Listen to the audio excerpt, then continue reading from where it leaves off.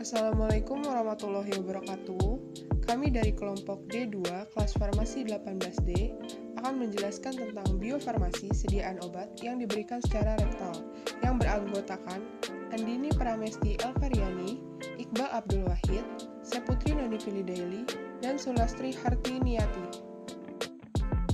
Yang pertama ada tujuan dari pengobatan rektal. Pengobatan rektal ini dibagi menjadi dua, yaitu ada yang lokal dan ada yang sistemik. Selanjutnya ada pemberian oral melalui rektum.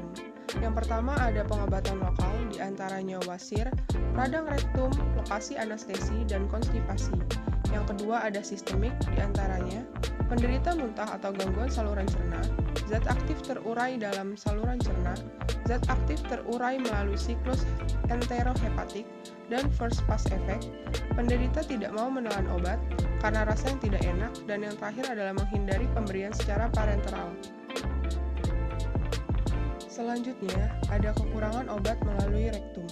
Yang pertama ada onset seringkali terlambat. Yang kedua, jumlah total zat aktif yang dapat diabsorpsi kadang-kadang lebih kecil dari rute pemberian lainnya karena volume cairan atau luas permukaan. Selanjutnya ada karakteristik rektum. Yang pertama, pH mirip pH usus besar, yaitu 7,2 sampai 7,4. Yang kedua ada umumnya rektum kosong kecuali pada saat defekasi. Yang ketiga, adanya feses di luar saat defekasi, kadang-kadang tidak dapat diabaikan, sebaiknya dihilangkan dulu. Yang keempat, bagian ampula rekti mengandung air dan senyawa kental sejenis musin. Selanjutnya ada transport obat melalui rektum. Yang pertama ada pembuluh darah langsung. Bagian bawah dan tengah rektum pembuluh darah langsung ke siklus sistemik.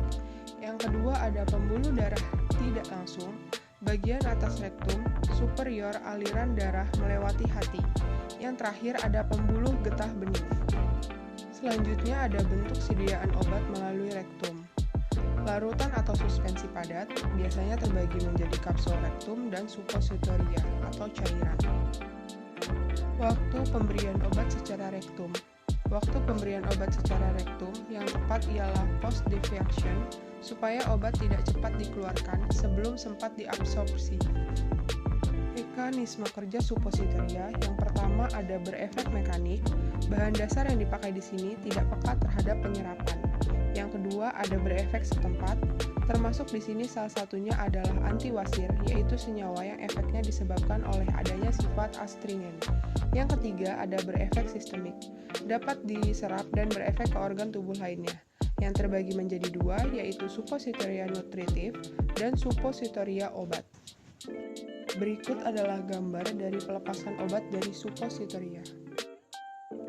Berikut adalah gambaran proses biofarmasi sediaan suppositoria. Yang pertama ada penghancuran sediaan, yang kedua transfer atau perpindahan zat aktif dari basis menjadi cairan rektum, yang ketiga pelarutan zat aktif, dan yang terakhir adalah proses absorpsi. Faktor yang mempengaruhi kinetika pres di posisi zat aktif. Yang pertama ada penghancur sediaan, memiliki titik lebur antara 32,6 sampai 37,67 derajat Celcius, tidak boleh lebih dari 10 menit, dapat ditambahkan surfaktan. Yang kedua ada transfer zat aktif ke dalam cairan rektum. Absorpsi obat dipengaruhi oleh kedudukan suppositoria setelah pemakaian, waktu tinggal dalam rektum, pH rektum dan pKa zat aktif, konsentrasi zat aktif dalam cairan rektum, kelarutan zat aktif.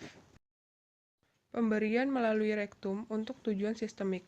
Absorpsi melalui rektum mungkin lebih baik daripada oral bila zat aktif rusak oleh enzim atau susunan pH saluran cerna, zat metabolisme secara ekstensif pada siklus enterohepatik atau first pass metabolisme. Basis suppositoria. Pemilihan basis dalam pembuatan suppositoria diantaranya zat aktif larut air, basis berlemak dengan suhu lebur lebih dari suhu rektum, zat aktif sukar larut, gunakan partikel halus, zat aktif berupa cairan dan dapat melarut basis, maka pilih basis yang konsistensinya lebih tinggi. Zat aktif membentuk campuran eutektik dengan basis, cari pembawa yang suhu leburnya sesuai. Basis suppositoria yang ideal. Yang pertama, meleleh pada suhu 36 derajat Celcius. Suhu yang lebih tinggi diperlukan untuk campuran eutektik. Yang kedua, non-toksis dan non-iritasi. Yang ketiga, tidak mempunyai bentuk metastabil. Yang keempat, dapat mengkerut pada proses pendinginan sehingga memudahkan pengeluaran dari cetakan. Yang kelima, dapat bercampur dengan air. Dan yang terakhir yaitu stabil selama penyimpanan. Berikut adalah materi yang sudah disampaikan oleh kelompok kami. Kurang lebihnya mohon dimaafkan. Wassalamualaikum warahmatullahi wabarakatuh.